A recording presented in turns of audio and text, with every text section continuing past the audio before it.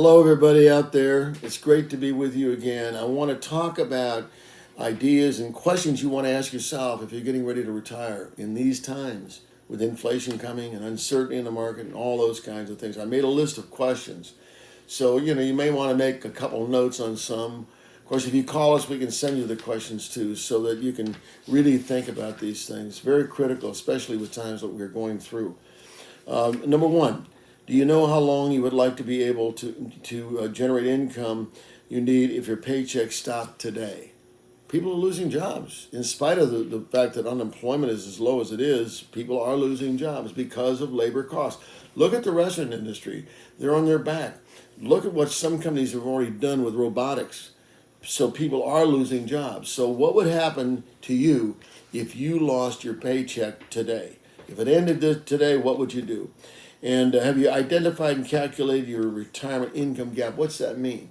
That means I've got these incomes, and I look at all these incomes and I look at all my expenses, and let's say there isn't enough money in the income to cover all the expenses. That's what we call the income gap. How are you going to handle it? What are you going to do? I've talked in other podcasts about starting income on things we may not even think about. Look at that podcast. If you haven't, I'll repeat it later.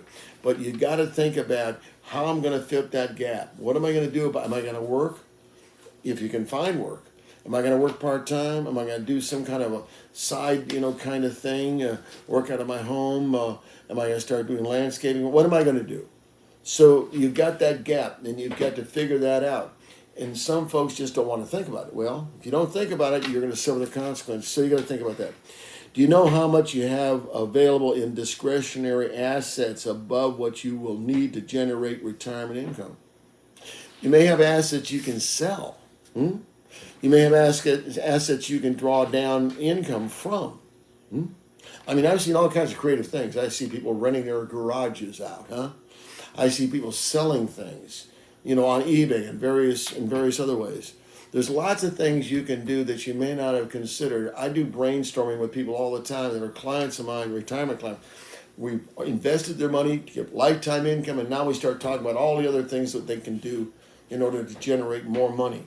I offer that service to people all the time. Anybody that comes to me and wants help, no obligation. I don't charge for my time, so keep that in mind.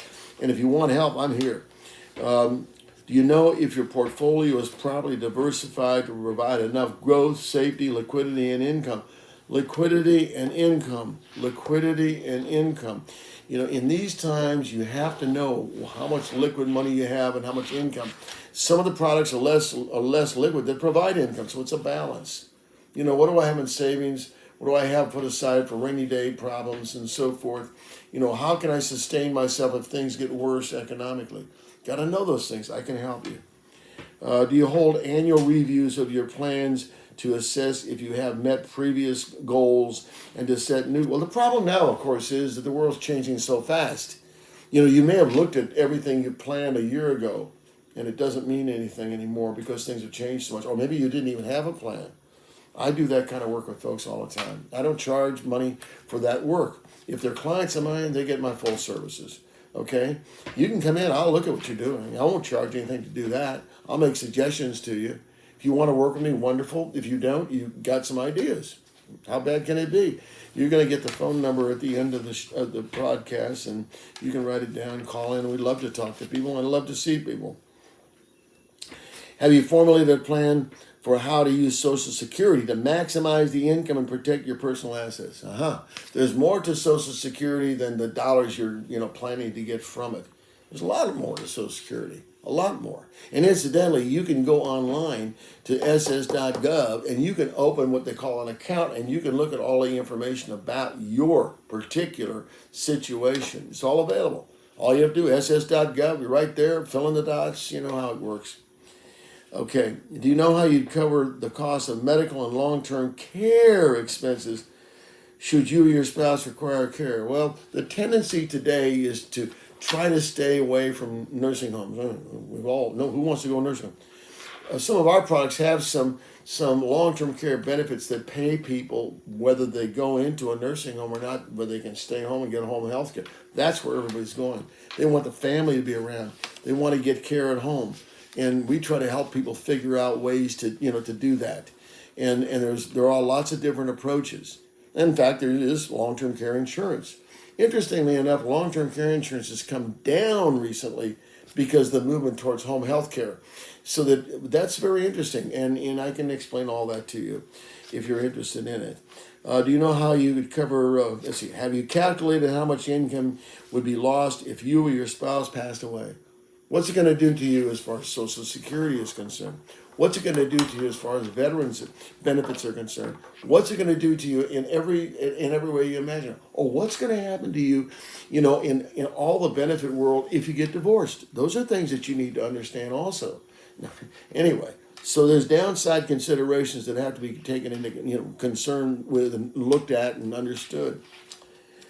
Do you know the cash flow rate your portfolio will need to generate in order to meet your retirement needs? Look at what you're getting out of a bank account, 0.5%. We've got accounts that pay over 3% for 3 years, like a CD. What a deal. Consider that against a 5% for 5 years that you can get in the bank. I mean, there's things like that you need to be aware of. Most people don't know these things. But they're there, and they've been there for some time. And those rates are going up. As rates go up, that 3.15 is going to go to 3.5. You know where it's going. And the bank's not going to come up very fast, is it? Banks don't like to raise their CD rates. They don't like to pay you anything if they can get away from it. Do you know that there was a time, it's almost like a joke, there was a time in some countries where they were paying negative rates. What's that mean? You had to pay them to hold the money. Honest to God. Okay. Let's see. Do you know the percent of your working income you will need to support your lifestyle in retirement? So if you're working, people used to say, oh, I'm only going to need 80% of what I'm earning now when I retire. Not so anymore. Now you may need more. And it may increase over time. How are you going to deal with that? These aren't negatives if you understand them and plan for them. Planning is the thing we all fall down on, see? And procrastination is not planning. Oh, I'll worry about it tomorrow. Well, guess what? Tomorrow will be worse than it is today. And if you don't start planning, you'll have fewer available options. So you need to plan. I can help you plan. I do it all the time. Do you understand how much you need to be paying in taxes in retirement? How much your retirement account withdrawals will get you to keep, will allow you to keep? This is, of course, the big issue.